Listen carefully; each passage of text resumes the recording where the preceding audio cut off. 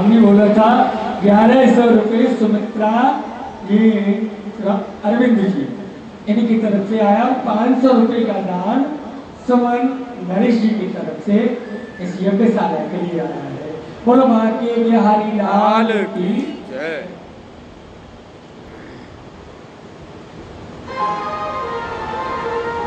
हमारे महादेव इतने कृपामयी करुणामयी हैं कि किस प्रकार अपने भक्तों पर कब क्या लुटा दे कोई कुछ नहीं जानता, कब किस रूप में कृपा कर दे कोई नहीं कह सकता। इस विश्वास के प्रतीक एक राजा भी हुए। शिव पुराण कथा समझा रही है हमें, छत्तीसगढ़ के अंदर एक मंदिर है सीताराम जी का। आज भी वहां एक राजा थे, रत्नपुर राजा, रत्नपुर नरेश उन्हें कहा करते थे। तो रत्नपुर नरेश एक बार सीताराम जी के दर्शन के लिए गए। तो मंदिर में जो पुजारी जी थे उन्हें सूचना मिली कि रत्नपुर नरेश आज सीताराम जी के दर्शन के लिए पधार रहे हैं। तो राजा जी अपने सैनिकों के साथ मंदिर पहुंचे और जब मंदिर पहुंचे तो मंदिर पहुंचने पर एक ब्राह्मण का क्या कर्तव्य होता है कि जो सामने भक्त आया है उसको भगवान की प्रसादी दे। और जब ब्राह्मण को यह पता लगा कि हमारे यहाँ के राजा आ रहे हैं तो उन्होंने कहा कि इनका अधिक सम्मान थोड़ा करना चाहिए। तो रत्नपुर नरेश जब सीताराम जी के दर्शन के लिए गर्भगृह के सामने पहुंचे तो वहां के ब्राह्मण ने, गर्भगृह के पुजारी जी ने सीताराम जी के पास में जो कमल था, उनके चरणों में जो कमल था वो उठा करके रत्नपुर नरेश जी के हाथ में दे दिया, उनको प्रसाद स्वरूप दे दिया। अब रत्नपुर नरेश ने जब वह पुष्प माथे से लगाने के लिए उठाया तो देखा उसमें एक बाल लगा हुआ।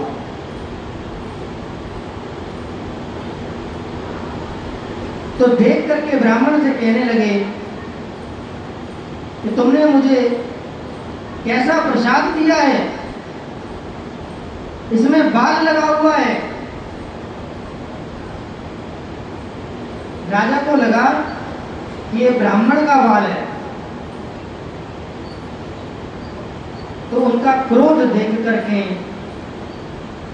राजा को क्रोधित देख करके ब्राह्मण भयभीत होने लगे। तो ब्राह्मण के मुख से निकल गया कि रत्नपुर नरेश जी, ये राम जी का बाल है, ये किसी व्यक्ति का नहीं है, ये स्वयं राम जी का बाल है। ये जब मैंने राम जी के शीश से स्पर्श किया, उनके मुकुट से स्पर्श किया, तो राम जी के बाल इसमें लग गए होंगे, तो ये वही राम जी के शीश के बाल है। तो रत्नपुर नरेश कहने लगे कि क्या तुम्हें मैं पागल दिखाई देता हूं? राम जी के बाल कैसे आ सकते हैं? तुम मुझे जानते नहीं हो मैं कौन हूं? मैं रत्नपुर नरेश हूं।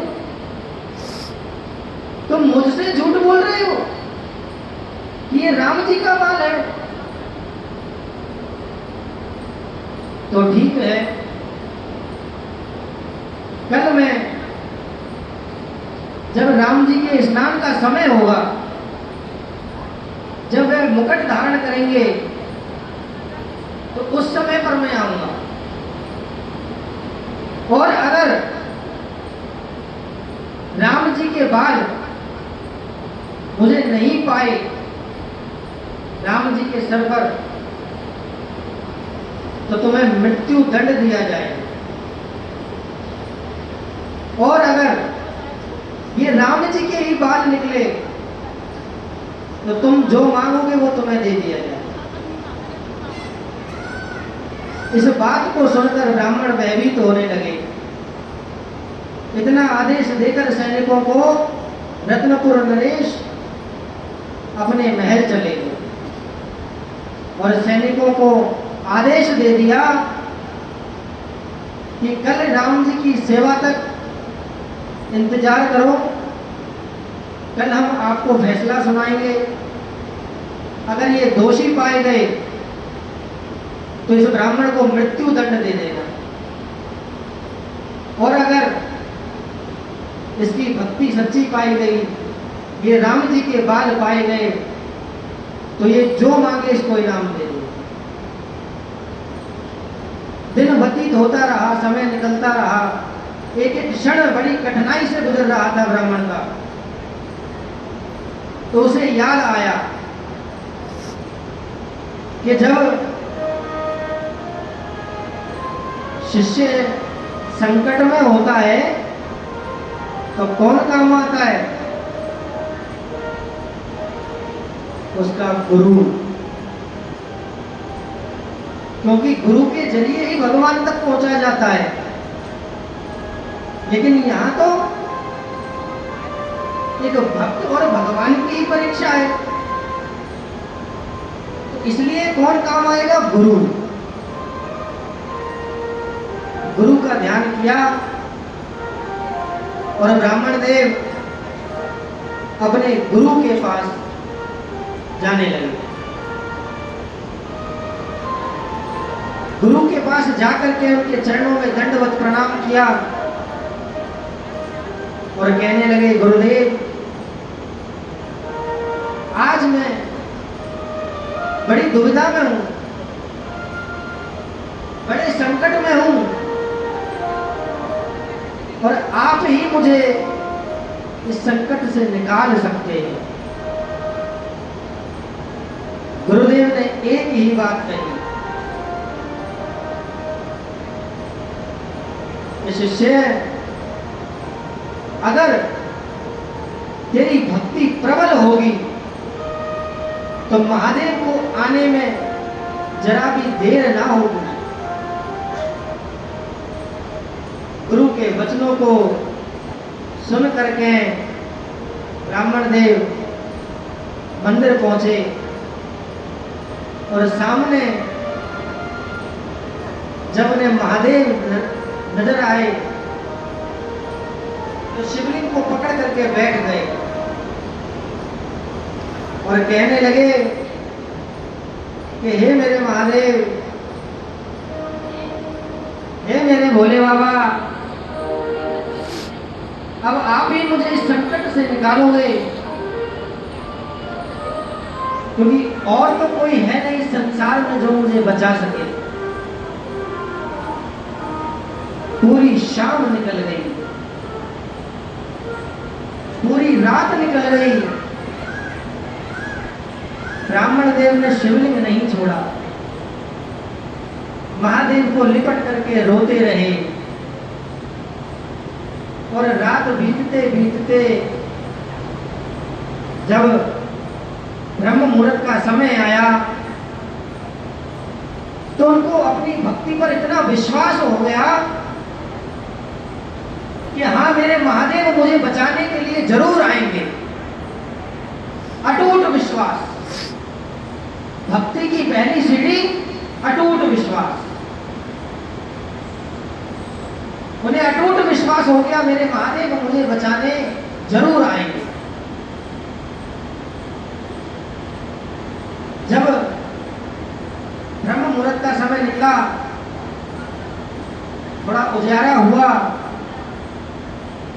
तो रत्नपुर नरेश के सैनिक ढूंढते ढूंढते ब्राह्मण देव को वहां मंदिर पर पहुंच गए। जब ब्राह्मण देव को शिवलिंग के पास पाया तो सैनिकों ने उन्हें पकड़कर कहा कि चलो हमें राम जी के बाल देखने हैं, राजा जी इंतजार कर रहे हैं, तुम्हारी परीक्षा है। सैनिक ब्राह्मण को पकड़ करके मंदिर ले गए और ब्राह्मण देव क्या कहने लगे कि मेरे महादेव, अब तू जाने और तेरा काम जाने, कैसे राम जी के शीश पर बाल आएंगे वो तेरी लीला है, मेरे प्राण आज तेरे हाथ में।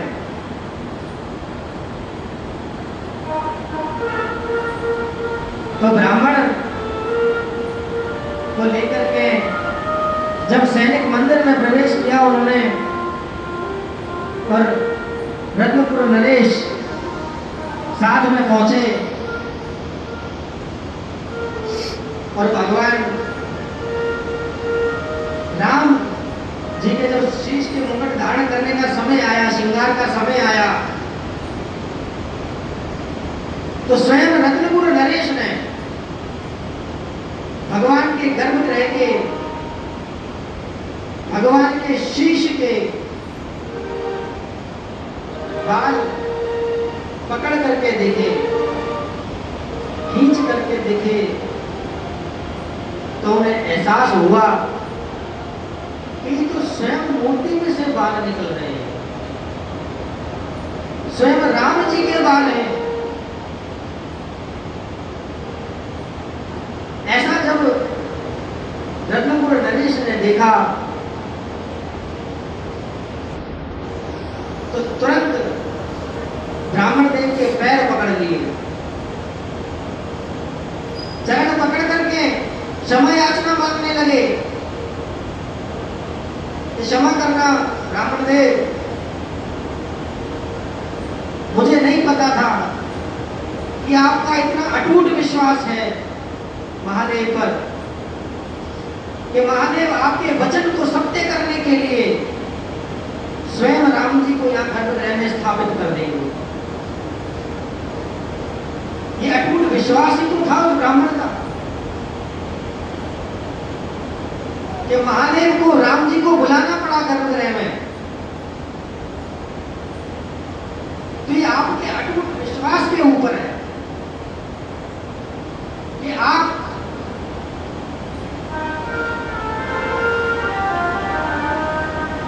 किस प्रबल भक्ति के लिए, किस प्रकार अपनी भक्ति को जागृत करते हो, अटूट विश्वास रखते हो कि भगवान को आना पड़े। आज आप यह कथा में विराजमान हो, या स्वयं ये मत सोचिए कि पोथी है, स्वयं महादेव विराजमान है। इस विश्वास के साथ आपको घर से चलकर आना है। जब आप अपने घर से चलो ना, तो ये सोचकर नहीं आना कि हम कथा में जा रहे हैं, ये सोचकर आना कि हम महादेव की गोद में बैठने जा रहे हैं, महादेव के चरणों में लीन होने जा रहे हैं। हमें ये 7 दिन के अंदर अंदर हमें भगवान के चरणों में लीन होना है। इस संसार से दूर होकर के हमें महादेव को अपनाना है, माया को नहीं, महादेव को अपनाना है। भगवान के जितने भक्त हुए, वो भक्त आज इसीलिए याद किए जा रहे हैं, इसीलिए उन भक्तों का गुणगान किया जा रहा है कि उनका अटूट विश्वास था कि वो मेरे लिए आएगा, वो मेरे लिए आएगा, मैं उसे बुलाऊंगा। इस विश्वास के साथ। दिखावे की भक्ति नहीं करनी है, निष्ठा के साथ भक्ति करनी है। हमें ये नहीं कि हमारा समय है भैया 11 से 2 में पूरा करना है, नहीं। जिस काम के पीछे आप भाग रहे हो, इस सांसारिक जिन चीजों के पीछे वो भाग रहे हो, वो सब उसी की दी हुई है। अब ये आपके हाथ में है कि उसको समय देकर, इस कथा में समय देकर उस एक मकान को 4 मकान करना चाहते हो, या उस 4 मंजिल के मकान को 1 मंजिल ही रखना चाहते हो। क्योंकि जब उसने आपको सब कुछ दिया तो आपका भी अधिकार बनता है कि आप उन्हें दो, तन से, मन से, धन से, फल से, पुष्प से, जैसा जिसका सामर्थ्य है। लेकिन जब तक महादेव को समर्पण नहीं होगे, स्वयं समर्पण नहीं करोगे, जब तक कुछ फायदा नहीं है, जीवन व्यर्थ है। कथा कह रही है एक देवराज नाम के ब्राह्मण थे। कथा आपको संगति का असर दिखा रही है, ध्यान रखना।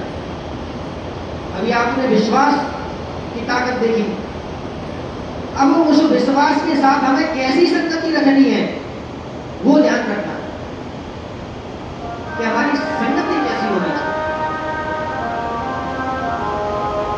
एक देवराज नाम के ब्राह्मण गलत संगति में पड़ गए। जैसे आजकल नए बच्चे अपने मित्रों के साथ गलत दुर्विचारों में लग जाते हैं, ऐसे वो देवराज ब्राह्मण गलत संगति में पड़ गए। चोरी करना, धन लूटना, ऐसी क्रियाएं करने लगे। तो एक बार जब चोरी करके कहीं जा रहे थे, भाग रहे थे, तो उस राज्य के सैनिक उनके पीछे लग गए। अब सैनिक उन्हें ढूंढ रहे हैं। देवराज ब्राह्मण जो है इधर उधर छुप रहे हैं कि उस धन को लेकर के मैं इधर उधर हो जाऊं, सैनिकों की दृष्टि से दूर हो जाऊं। तो जब उन्होंने देखा कि यहाँ पर दीवार बनी हुई है, मकान कुछ बना हुआ है, तो उसके पीछे जाकर के छुप कर बैठ गए। सैनिक उन्हें इधर उधर ढूंढने लगे। देवराज ब्राह्मण के शरीर में कष्ट है, बुखार है, उन्हें शरीर तप रहा है,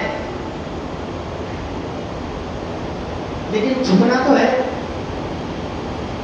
तो उन सैनिकों से बच करके उस दीवार के पीछे जाकर के छुप कर बैठ गए। लेकिन उन्हें ये जानकारी नहीं थी कि ये दीवार मंदिर की है। स्वयं अंदर भोले बाबा विराजमान है, महादेव विराजमान है। अंदर महादेव की कथा चल रही है। दीवार से सट करके बैठ गए।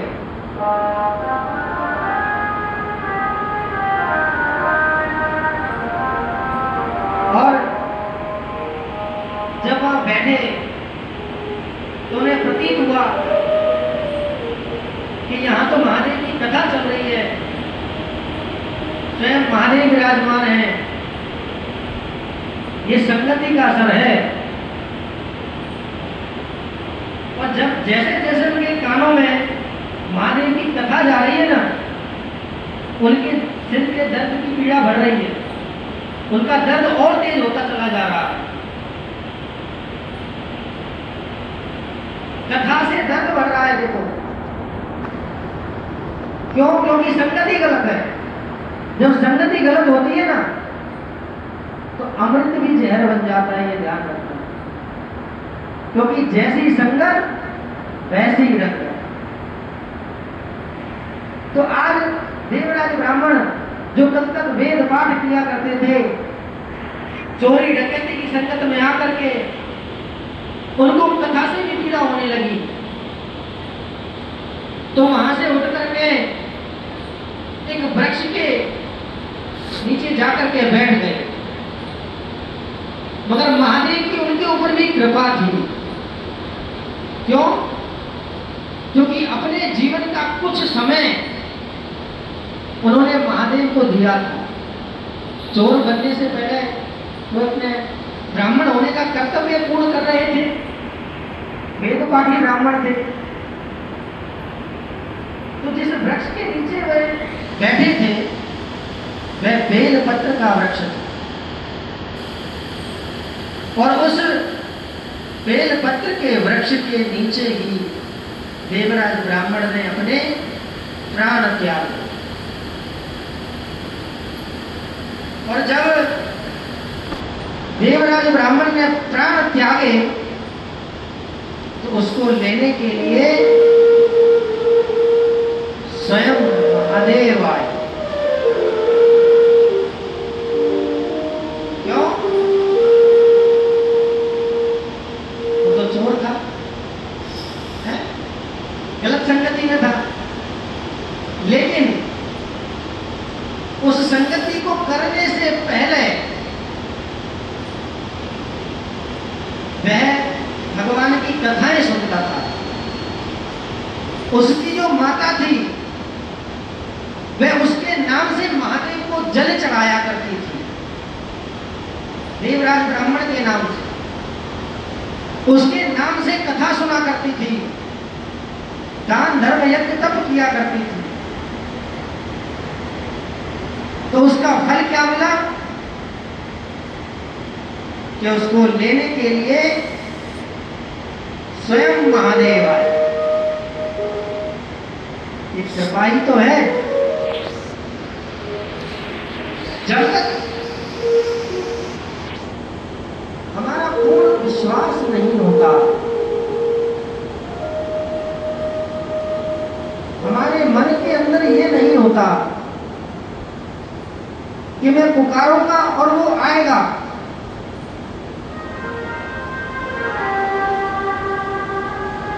पूर्ण निष्ठा नहीं होती, जब तक भगवान अपना हाथ नहीं बढ़ाते। क्यों? क्योंकि तू ढाए एक पग तो मैं ढाऊं 60। किसी कंपनी में या किसी दुकान पर 60% वापस मिलता है क्या? आप किसी दुकान पर जितने पैसे दोगे उतना ही तो वो सामान देगा। लेकिन हमारे महादेव की एक ऐसी कंपनी है जहां 1% देने से 60% मिलता है। तुम एक कदम बढ़ाओ,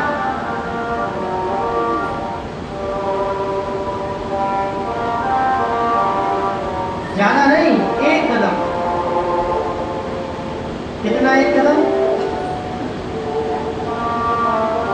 कौन सा एक कदम है?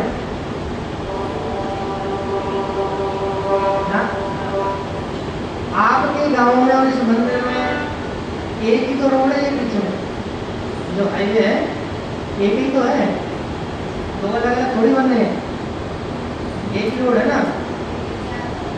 है मतलब 4-5 रोड एक ही तो बनो है, वो तो दो लाइन तो है, लाइन तो दो है, रोड तो पूरा एक ही है। तो वो एक ही रोड पार करना है, एक रोड पार करके लोगों महादेव की गोदी में आ जाओगे। बस वो एक कदम चल के इधर आ जाओ और यहाँ से 60 कदम चल के भगवान आपके घर में, आपके हृदय में प्रवेश कर जाए।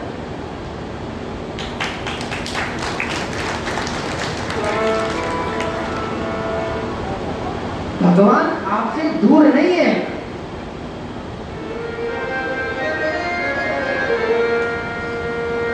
भगवान आपके हृदय में विराजमान है।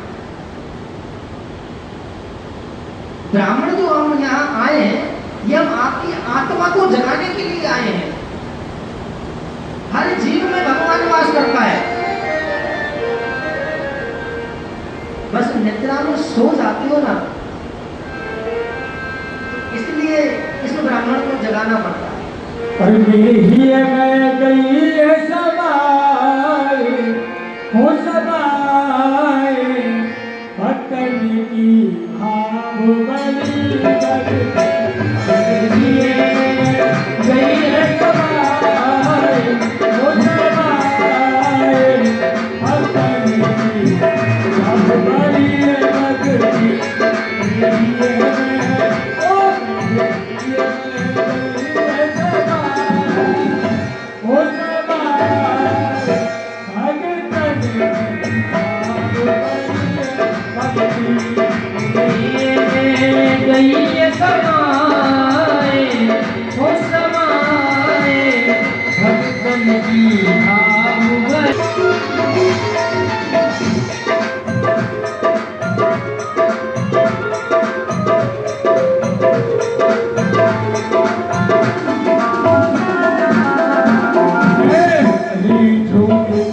तुलसी दल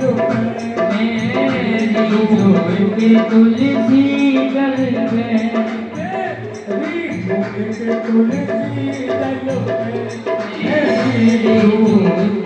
तुलसी गल में चुल्लू बिक जाऊं मैं चुल्लू जल में। भगवान क्या कह रहे हैं? मुझे रिझाने के लिए कोठी बंगला एसी रूम ग्राम करोड़ मकान जगह कुछ नहीं। मैं रीझो के तुलसी दल मैं रीझो मुझे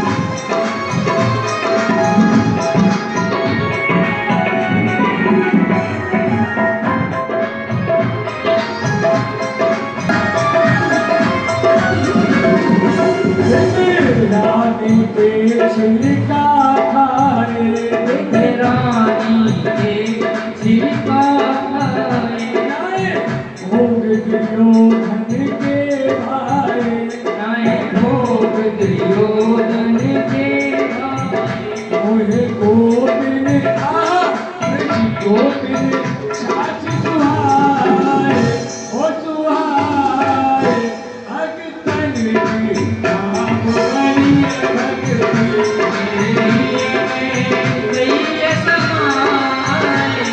हो समाए भक्तन की भाव बड़ी भक्ति। और जो मेरो नाम सुमर लेगा जो मेरो नाम सुमर जो भोले बाबा कह लेगा जो भोले बाबा के और सुमरने में होता खाए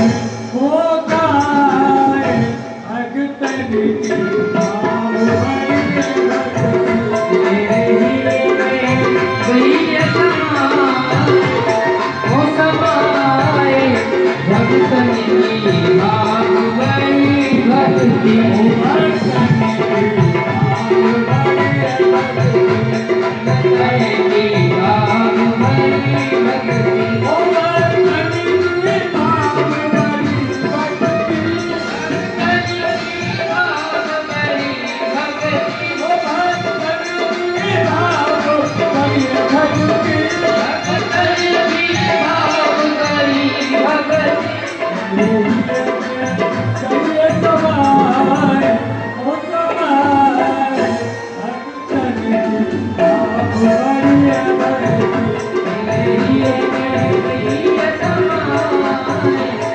समाए भक्तन की भाव बड़ी भक्ति।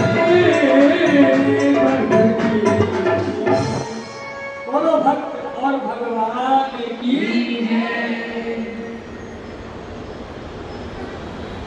हमारे भोले बाबा,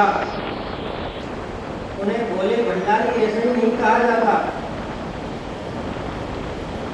वो खुद कुछ नहीं रखते, ना महल ना आभूषण, लेकिन औरों के भंडार भर देते हैं।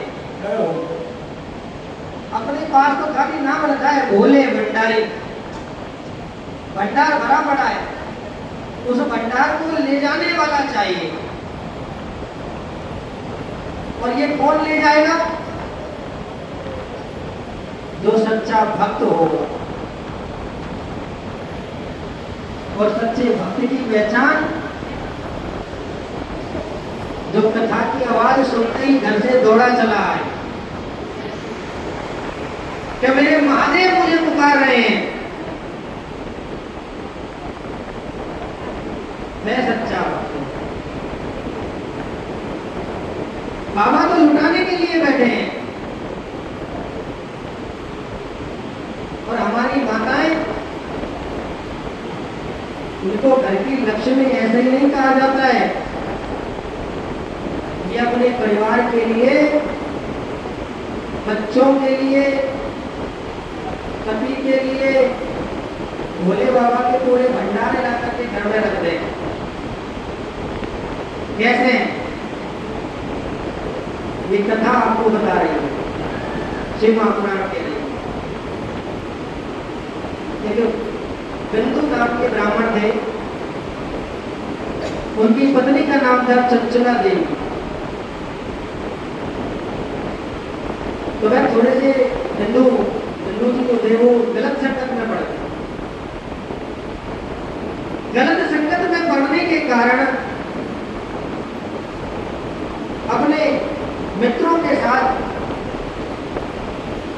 एक बार तालाब में स्नान के लिए गए और जल में डूबने के कारण उनकी मृत्यु हो गई। एक चीज ध्यान रखना हमेशा, ये जल में डूब के जिसकी मृत्यु होती है ना, उसकी गति नहीं होती है। शास्त्र स्पष्ट कहता है इस बात को, शिव महापुराण उठा करके पढ़ सकते हो। जल में डूब के मृत्यु होने के पश्चात गति नहीं होती है, गति करवानी पड़ती है परिजन के द्वारा, ब्राह्मणों के द्वारा। तो बिंदु की जब मृत्यु हुई जल में डूबने के कारण, तो चंचला देवी का मन विचलित हो गया और उसको ये विश्वास नहीं हो रहा था कि मैं विधवा हो चुकी हूं। इस बात का उसे बिल्कुल कतई विश्वास नहीं था कि मेरा पति इस दुनिया को छोड़ के जा चुका है। अब इस बात को विश्वास करने के लिए, दिलाने के लिए वह काशी पहुंच गई। जब काशी पहुंची तो रास्ते में उन्हें एक कथा होने की आवाज सुनाई देने लगी कि यह महादेव की कथा चल रही है। उस कथा के शब्दों को सुन करके उनके हृदय में उस कथा के प्रति सद्भाव जागा, प्रेम जागा, आस्था जागी और उनके मन के अंदर एक आवाज आई छोटी सी कि इस कथा को मुझे पूर्ण रूप से सुनना चाहिए। महादेव पर पूर्ण विश्वास में हो गया और क्या कहने लगी कि मैं विधवा नहीं हूं, मैं तो अखंड सौभाग्यवती हूं, मैं विधवा नहीं हो सकती। चंचला देवी कह रही है। और भक्त के मन में जब ये बात आ जाए ना कि मैं उसका हूं और वो मेरा है, तो भगवान अपने भक्त का उद्धार करने के लिए देरी नहीं लगाते, जल्द से जल्द धरती पर आ जाते। तो दुर्मुखा जी भगवान शिव को कथा सुना रही है जंगल में गुप्त रूप से बैठकर, और भगवान ने स्वयं अपने भक्त को खींच लिया चंचला देवी। उनको उसी रास्ते से होकर निकाला काशी के लिए, जहां पर तुरुमुका जी और महादेव विराजमान थे। वहां पर चंचला जी जाकर के बैठ गई। तुरुमुका जी कथा सुना रही हैं। कथा चलती रही है, चलती जा रही है, चलती जा रही है। काफी देर से चंचला देवी जब चुप रही, कुछ बोली नहीं, तो तुरुमुका जी कहने लगी कि चंचला देवी, तुम कुछ बोल क्यों नहीं रही हो? इस कथा से, इस प्रसंग से आपको बहुत बड़ी सीख मिलने वाली है। ध्यान रखिए, एक शब्द बड़ा ध्यान से समझना। तुरुमुका जी क्या कह रही है कि चंचला देवी, तुम कुछ बोल क्यों नहीं रही हो? चुपचाप क्यों बैठी हो? उसके पश्चात भी कोई उत्तर नहीं दिया। तो महादेव कहने लगे, तुरुमुका देवी ये चुपचाप इसलिए बैठी है कि इनके मन के अंदर जो इच्छा है ना, वो संसार से परे है। इनके मन की इच्छा बड़ी विचित्र है। तुरुमुका जी कहने लगी, महादेव इनकी क्या इच्छा है, मुझे स्पष्ट रूप से बताएं। महादेव कहने लगे, देवी ये विधवा हो चुकी है, इसका पति संसार में नहीं है, और ये चाहती है मैं अखंड सौभाग्यवती हो जाऊं, मैं उस स्थान को प्राप्त करूं जहां सावित्री रहती है, जहां माता सती विराजमान है। उन देवियों के स्थान को ये प्राप्त करना चाहती है, इसलिए चुपचाप बैठी है, कुछ नहीं कह रही है। तुरुमुका जी कहने लगी कि हे महादेव, अगर ये इतनी पूर्ण निष्ठा के साथ आपकी कथा सुन रही है, तो मेरे भोले भंडारी, आपके यहाँ तो भंडार भरे पड़े हैं। आपका तो काम है वरदान को पूर्ण करना। इसकी भी मनोकामना पूर्ण कर दो, इसकी भी वरदान को पूर्ण कर दो। तो महादेव ने चंचला देवी के ऊपर कृपा करी, और कृपा करके भगवान अपने स्थान से तुरंत खड़े हुए। देखो, ये एक ऐसी कथा है जिसमें स्वयं महादेव यजमान बन के बैठे हैं, और एक भक्त अपने उद्धार के लिए भगवान के सामने बैठा है, उसे पता भी नहीं है, चुपचाप बैठा हुआ है। भगवान अपने स्थान से खड़े हुए, खड़े होकर के भगवान ने तुरंत वरदान दिया कि तुरुमुका देवी, जिस प्रकार आज चंचला देवी पूर्ण निष्ठा के साथ, पूर्ण विश्वास के साथ बैठ करके कथा सुन रही है, इसी प्रकार कोई भी भक्त मेरी कथा को पूर्ण भाव के साथ सुनेगा, तो इसी प्रकार चंचला देवी की तरह ही उसे मैं अखंड सौभाग्यवती प्रदान कर दूंगा।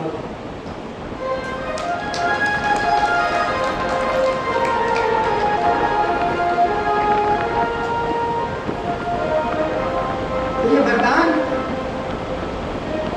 कैसे प्राप्त हुआ? पूर्ण निष्ठा के बल पर, आत्मविश्वास के बल पर, घर की लक्ष्मी के बल पर। और वो घर की लक्ष्मी कौन है? आप। माताएं बहनों को घर की लक्ष्मी का रूप ऐसे ही नहीं दिया गया, 3 कुलों को उतारती है वो।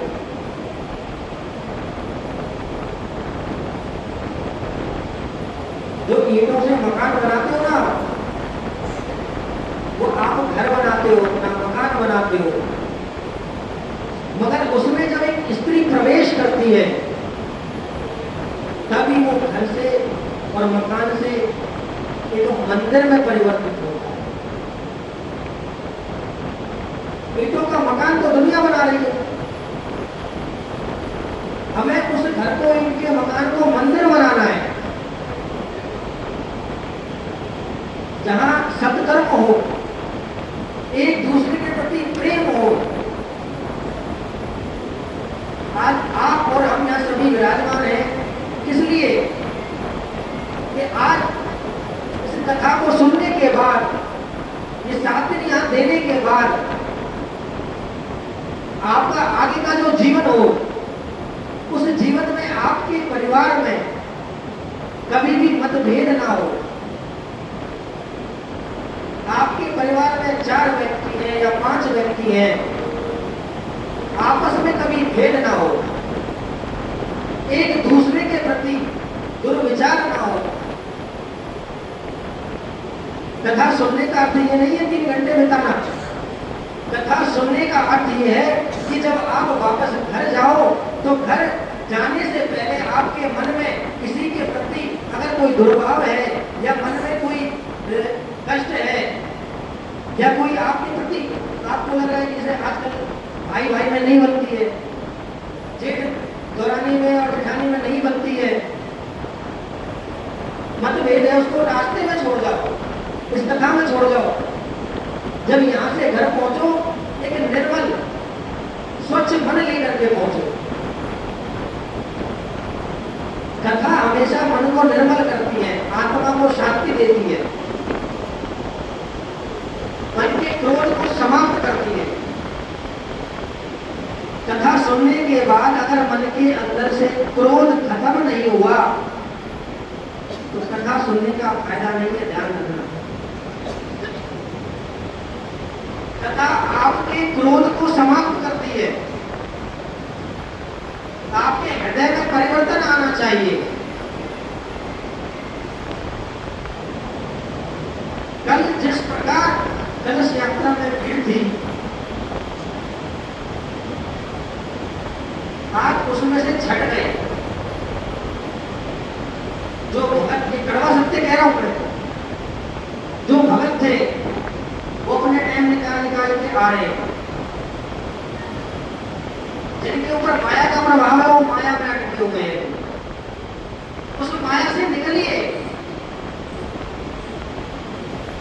कथाएं, अनुष्ठान ये सब फोटो खिंचवाने के लिए नहीं होते, ये जीवन के कल्याण के लिए होते हैं। जिस मार्ग से आप भटके हुए हो उस मार्ग से सन्मार्ग पर आने के लिए होते हैं। अपने इस समय का लाभ उठाएं। जीवन में कब दोबारा कैसे कहां मौका मिले कुछ नहीं पता। महादेव स्वयं आपके यहाँ चलकर आए, आपको नहीं जाना कहीं, यहाँ चलकर आए। आप वहां से यहाँ चल के तो आ नहीं सकते, इतना कष्ट तो आप कर नहीं सकते, ये कष्ट तो आपको करना पड़ेगा। इतनी दूर से बरसाना से चल के हम यहाँ पहुंचे, किस लिए? आपके लिए, आपके जीवन के कल्याण के लिए तो आए हैं। एक भक्त अपने भगवान तक पहुंच सके इसीलिए तो ये आयोजन किया गया है। ये भक्त की पहचान है, एक अच्छे इंसान की, मनुष्य की पहचान है। तो आप सारा दिन व्यतीत करो तो आपके हृदय में महादेव विराजमान होने चाहिए। आपके हृदय में ये उत्कंठा होनी चाहिए कि कब महादेव दोबारा हमारे यहाँ आए, हमें ऐसा मौका मिले कि कथा दोबारा से हो, दोबारा से ब्रजवासी पधारे। ये उत्कंठा होनी चाहिए। चाहिए भक्त के मन में।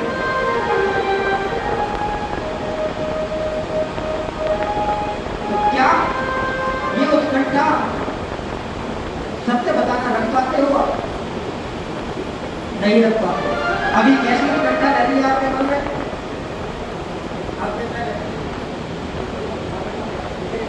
उत्कंठा ऐसी रहती है कि जल्दी से बड़ी गाड़ी आ जाए, मकान बन जाए, जो भीतर लोग कमरा है वो पैसा से भर जाए, है माता जी?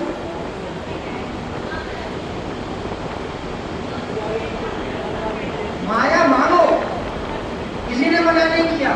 एक बात बताओ, संसार में देने वाला कौन है? वही दे रहा है, उसके अलावा कोई नहीं दे सकता।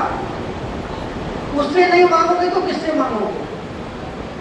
मांगने को मना नहीं है, लेकिन महादेव इतना दीजिए जामे कुटुंब समाए, मैं भी भूखा ना रहूं साधु ना भूखा।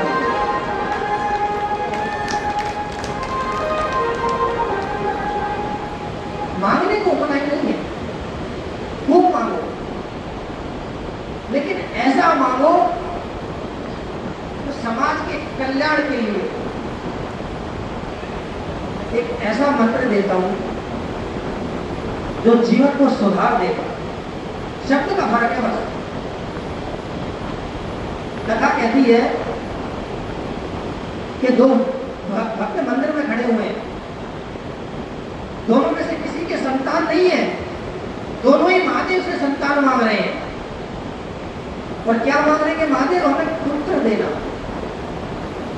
दोनों ही पुत्र मांग रहे हैं, लेकिन मांगने का भेद, एक क्या कह रहा है कि महादेव ऐसा पुत्र दो जो मेरे बुढ़ापे में काम आए, मेरी बुढ़ापे की लाठी बने, मुझे सहारा दे। दूसरा क्या कह रहा है, महादेव एक पुत्र दो बस, ऐसा देना जो समाज में कल्याणकारी हो, समाज में सबका भला करे, मेरा वंश आगे बढ़ सके, मेरा परिवार आगे चल सके, और मैं समाज का कार्य करता रहे, जिसको जिसकी मदद की जरूरत है वो सबकी मदद करे। तो उन्होंने पुत्र मांगे, अपने घर के लिए मांगे, लेकिन एक ने साथ में बीमारी मांग ली। कैसे?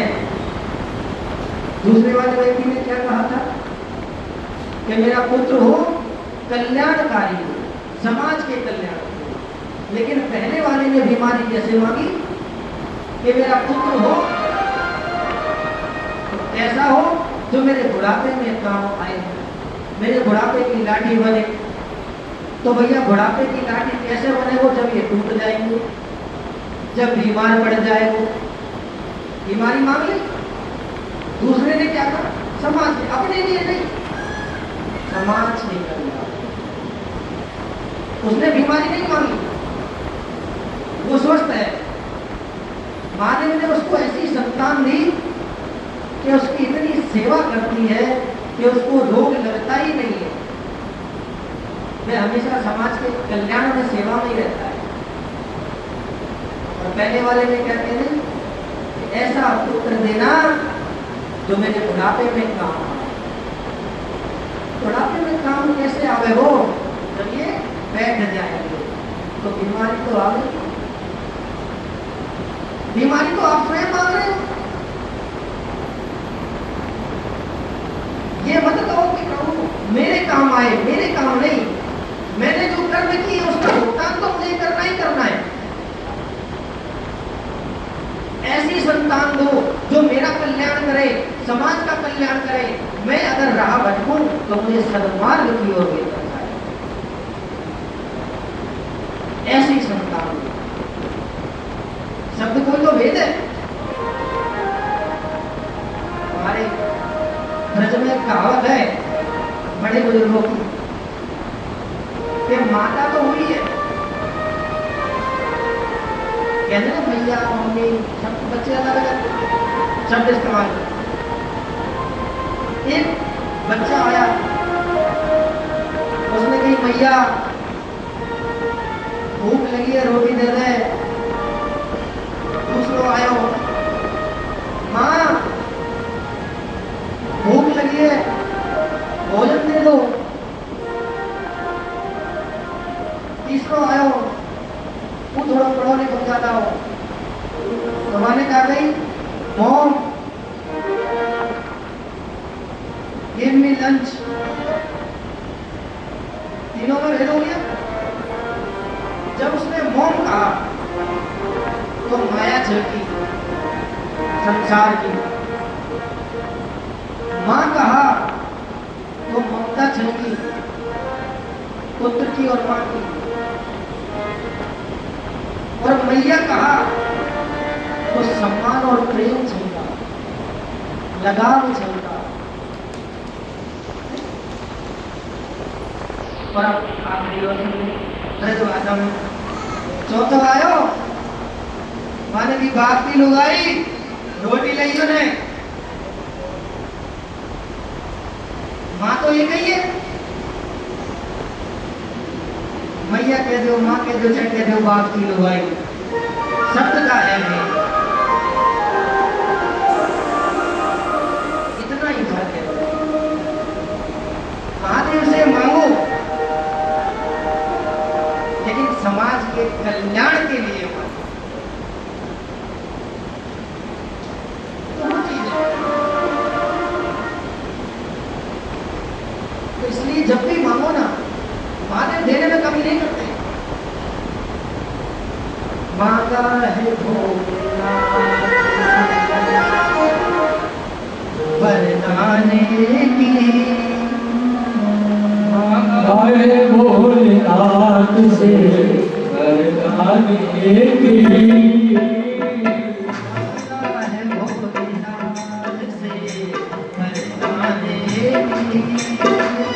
मांगा है भोलेनाथ से वरदान की।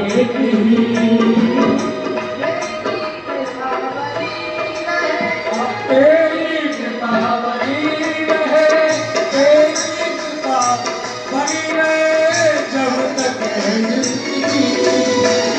मांगा है भोलेनाथ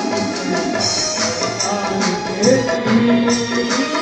मांगा है भोलेनाथ से वरदान की। ओ तेरी कृपा बनी रहे, तेरी कृपा बनी रहे जब वरदान की।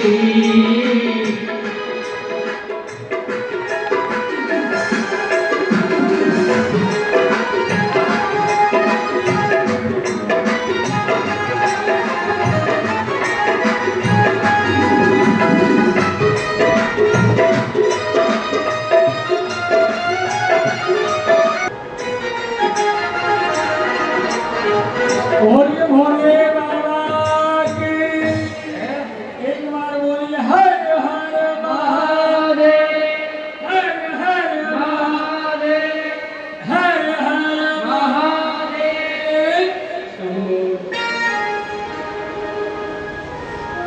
ये जो वरदान है ना, वो कड़ी आपने सुनी, इन्हीं को ध्यान रखना साथ में।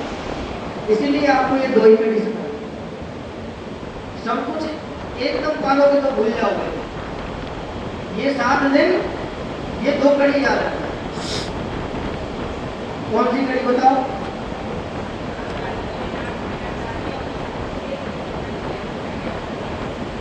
तेरी कृपा बनी रहे जब तक है जिंदगी।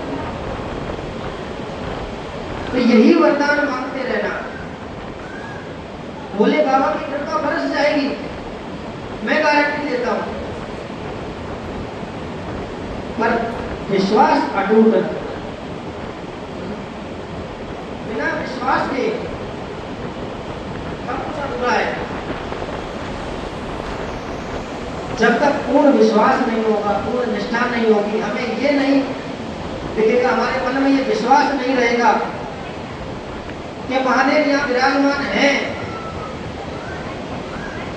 तब तक भक्ति के अंदर बल की प्राप्ति नहीं है। कल थोड़ा समय का अभाव था हमारे पास, थोड़ा कलश यात्रा में समय हो गया था, भक्तगण थोड़ा धूप की वजह से भी परेशान थे, तो इस वजह से कथा के समय थोड़ा आगे पीछे हो गया था। लेकिन कथा का जो समय है वो 11 बजे से ही है, सुबह दोपहर में 11 बजे से ही कथा शुरू हुआ करेगी। और एक चीज का सभी ध्यान रखें, जितनी भी माताएं बहनों ने कलश उठाए थे वो सभी कथा में समय थे। उस कलश के उठाने की फल की प्राप्ति तभी होगी जब आप ये 7 दिन का समय आप यहाँ व्यतीत करोगे। ये 7 दिन का समय आपको देना ही देना है। जितने भी माताएं बहनों ने कलश उठाए थे वो समय से पधारा करो। और शाम को 6:30 बजे आरती होती है, परिक्रमा का समय होता है, तो अपने आप समय से आ जाया करो। इनको जानकारी नहीं थी, उनको बता दिया गया। और जो नहीं आ पाई है आज किसी कारण से, उनको अपने आस पड़ोस वाले बता दीजिएगा। तो भैया जिन्होंने कलश उठाए हैं वो अपना कर्तव्य निभाएं।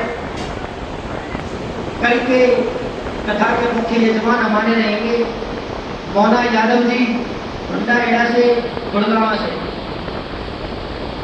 जो भी भक्तगण यजमान बनना चाहते हैं वो कीर्ति जी से संपर्क कर लें। ये समय बार बार नहीं मिलेगा। कन्यादान क्या है पहले ये समझो करने से पहले। पुराने जो बड़े बुजुर्ग थे वो बाल विवाह किया करते थे, आज उनको लोग पागल कहते हैं। कहते हैं पहले उस समय ऐसे कर दिया, ये ऐसा नहीं है। वो बहुत समझदार थे। क्यों थे? आपने उस समय की क्रियाएं देखी होंगी। विवाह हो गया, विवाह होने के बाद लड़का अपने घर, लड़की अपने घर, दोनों बाद में होगा। लड़की ससुराल नहीं जाती थी, दोनों होने के बाद जाती थी। तो कन्यादान कब किया? छोटी उम्र में। कन्यादान का जो फल है वो 11 वर्ष की उम्र से पहले दिया जाता है, पहले ही फल मिलता है।